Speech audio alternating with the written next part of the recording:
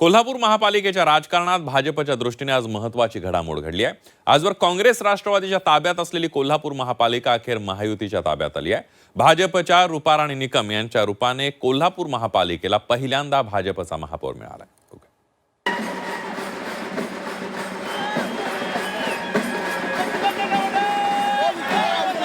कोल्हापूर महापालिकेच्या इतिहासात आज भाजपसाठी सुवर्ण दिवस ठरला आहे, कारण कोल्हापूर महापालिकेला आज पहिल्यांदाच भाजपचा महापौर मिळाला आहे। कोल्हापूरच्या महापौरपदी भाजपच्या रुपाराणी निकम विराजमान झाले।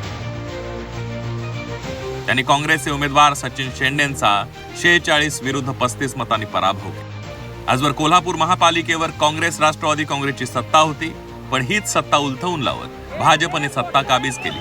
त्यामुळे भाजपसह शिवसेनेच्या नेत्यांनी आनंद व्यक्त केला।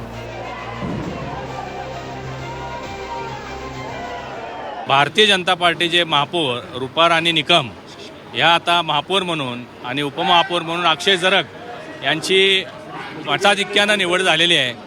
मी त्यांचं अभिनंदन करत असताना तमाम कोल्हापूरकरांचे आभार व्यक्त करणार आहे की त्यांनी एवढा मोठा निकाल पहिल्यांदा महायुतीच्या बाजूने दिला।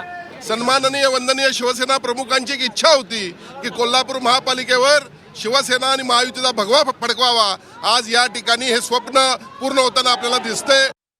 महायुतीकडे भाजपचे 26, शिवसेनेचे 15, राष्ट्रवादी काँग्रेसचे 4 आणि जनस्वराज्य पक्षाचा 1 असे एकूण 46 नगरसेवक आहेत। तर महाविकास आघाडीमध्ये काँग्रेसचे 34 आणि ठाकरेंच्या शिवसेनेचा 1 असे एकूण 35 नगरसेवक आहेत। या राजकीय समीकरणांमुळे महापौरपदी रुपाराणी निकम तर उपमहापौरपदी जनसुराज्य पक्षाचे अक्षय जरग यांनी निर्विवाद वर्चस्व सिद्ध केले।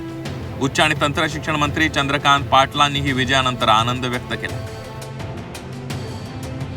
आज आम्हा सगळ्या हिंदुत्ववादी संघटनांना प्रचंड आनंद होतो आहे की भारतीय जनता पार्टीचा महायुतीचा ब्रँडेड महापौर झाला।